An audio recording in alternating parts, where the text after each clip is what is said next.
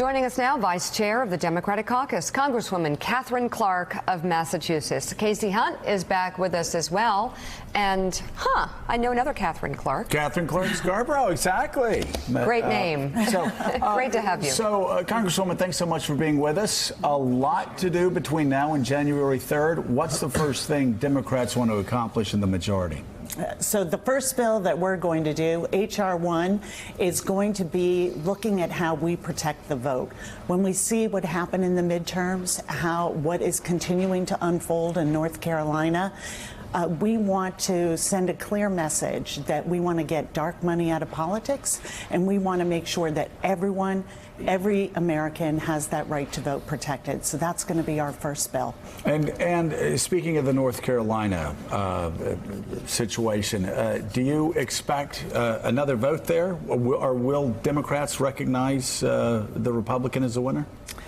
We are working to make sure that we have a new special election in that race. The fraud that we are seeing that is unfolding is extremely concerning.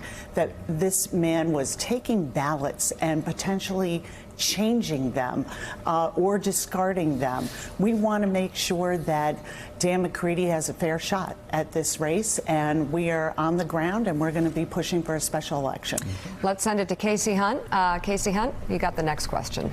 Congresswoman, good to see you. I actually want to ask you about a little bit of internal politicking, but Alexandria Ocasio-Cortez, a sort of newly minted celebrity in your caucus, is now talking about being unhappy that Hakeem Jeffries, who has been a longtime New York congressman, is going to be the chair of the caucus, and she's suggesting that she might challenge him. I'm wondering, do you think there would be support for that in the caucus, and do you have any advice for Ms. Ocasio-Cortez as she starts to try and operate inside the House Democratic Caucus?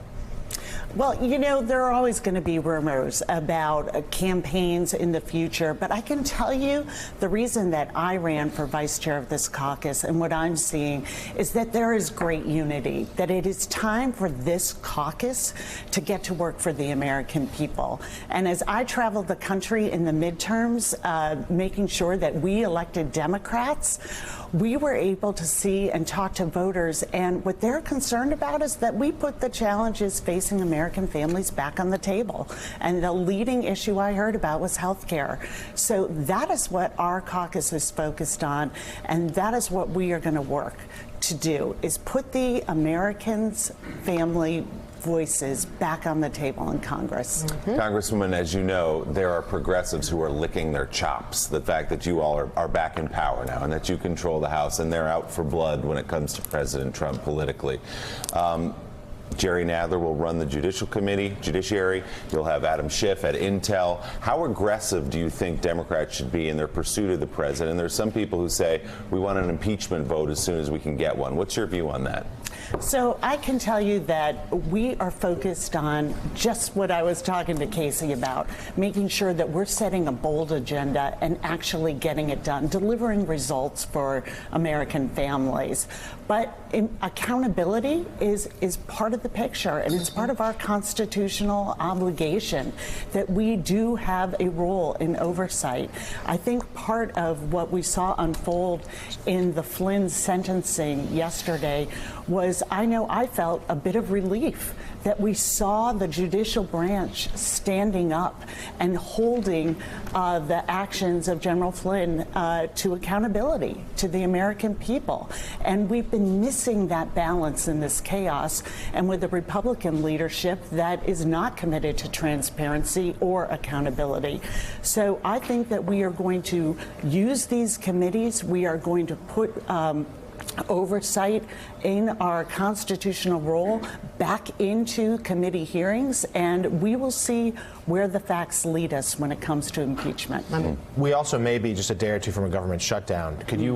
Do you think, where should Democrats go in terms of giving the president the money he's asking for this border wall, for border security? What are the odds you think that the government's going to be up and running by the end of the week? This is completely up to the Republicans, who still control the House, the Senate, and the White House. And the wall's bad policy.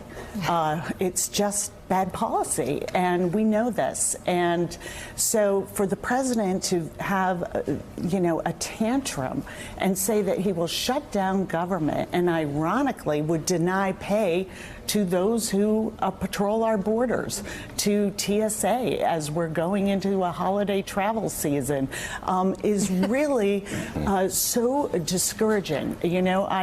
When my children were young, if they were having that kind of tantrum, I'd make sure they had a snack and a nap. But this is a 72-year-old president of the United States, and we have He doesn't nap. He doesn't do that. That's one issue. That's one issue, and but this fundamentally, the wall's the wrong way to go. Yeah. We used to fortify castles because that was our best technology.